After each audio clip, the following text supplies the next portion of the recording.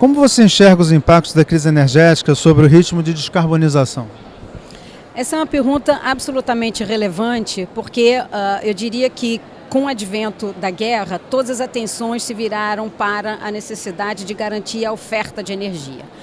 Nenhuma sociedade, nenhum governo quer correr o risco de não ter energia para suprir os seus cidadãos, as suas indústrias, as redes de transporte.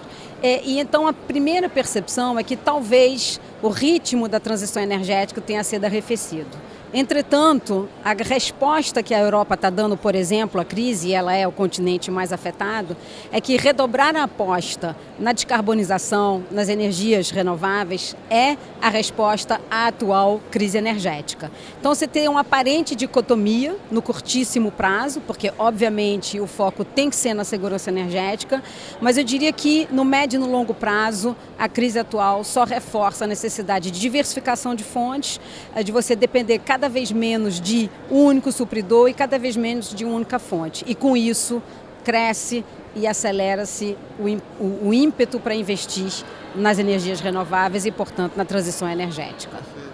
E você diria de que forma a agenda ESG pode afetar financiamento de óleo e gás daqui para frente, já que ela é tão importante agora?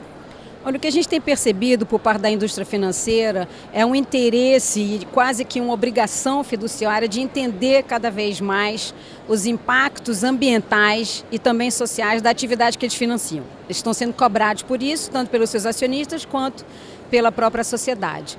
Então, o que eu vejo é que a indústria financeira quer, primeiro, entender melhor a carteira de clientes que ela tem, do ponto de vista das emissões financiadas. E isso, obviamente, faz com que as empresas financiadas, inclusive as indústrias de óleo e gás, tenham que ser mais transparentes com relação ao seu inventário de emissões, ao impacto das suas atividades em comunidades, e, a partir daí, mostrem o que vão fazer para reduzir esses impactos. Então, eu acho que é essa equação e essa troca de informações e de maior transparência, maior rigor em relação às metas assumidas que a gente tem visto agora. A indústria financeira não quer ser acusada de estar financiando empresas que não estão avançando, não quer correr o risco de ter processos de litigância climática, por estar sendo conivente, digamos assim, com quem não está avançando no sentido de descarbonização e, portanto, está sendo muito mais criteriosa e atenta. Voltando um pouquinho só para o Brasil qual é a posição do Brasil hoje no contexto de transição do baixo carbono? Ele vai bem? Olha, eu costumo dizer que o Brasil está, em função das características das suas matrizes energética e elétrica, numa posição onde grande parte dos países gostaria de estar em 20 ou 30 anos.